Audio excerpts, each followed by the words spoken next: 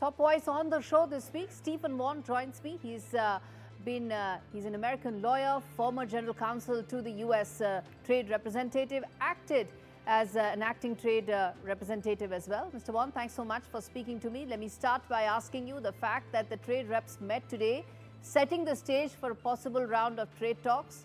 How big are you in terms of the optimism that many are having that maybe those trade talks will continue soon? I think it's always good to have the trade reps talk to each other, and I think that I think it's all the news from both countries appears to be positive right now. President Trump and Mr. Modi have been exchanging compliments, so it seems to be moving in a good direction, and I'm sure that means that the trade reps are seeing some progress.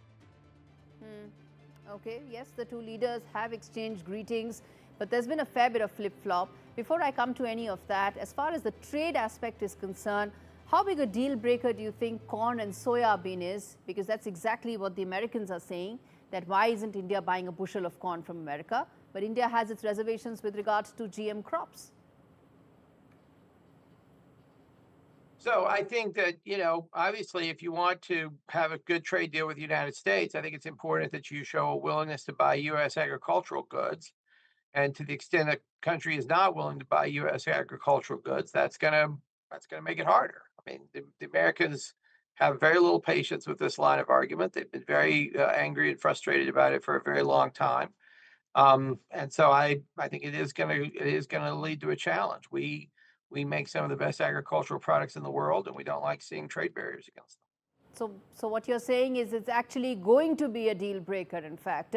Okay, then let me ask from you that what's the view like in DC? Why is it that India's repeated comments about pointing out that it's not the only one that's buying Russian energy hasn't really hit home? Why is it that there are only India-specific 50% tariffs for buying Russian energy?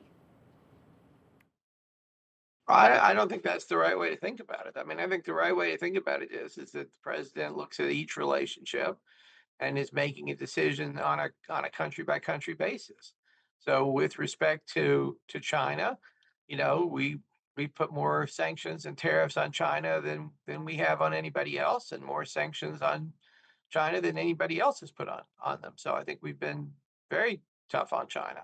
I think in terms of the Europeans, the president obviously had a lot of tariffs for the EU as well, and they eventually came to the table and made a deal.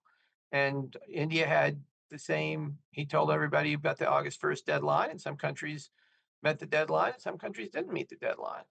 So I think each country is sort of being judged on its own basis, and I think I don't think I don't think it's a good idea to say, well, because you did this for this country, you should do the same thing for us, or because we're in the same position. It's not a question of kind of this comparison or that comparison. It's a question of how the president sees the overall relationship. And I think he's expressed grave concerns about the situation with Russia. And you're hearing him tell the Europeans right now that he's willing to do more vis-a-vis Russia and China if the Europeans are willing to do the same. So I think that, I think India should really, I don't think it's going to be a good idea for India to constantly be bringing up other countries. I think India needs to understand that the U.S. has certain questions and issues for India, and they should be negotiating on that basis.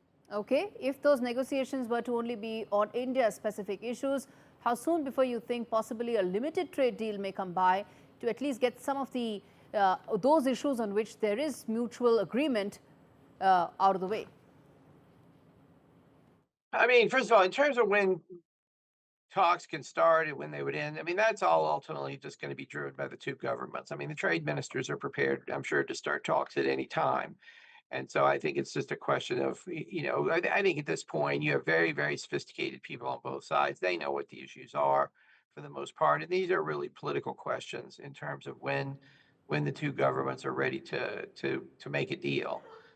Is the deal likely to be a limited deal?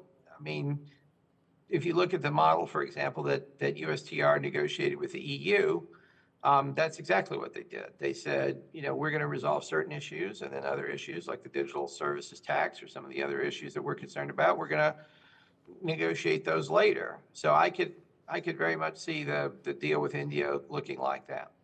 All right, Mr. Vaughn, I'm going to leave it there. Thanks much for joining me. Let's hope that at least a limited trade deal actually gets done at the very earliest.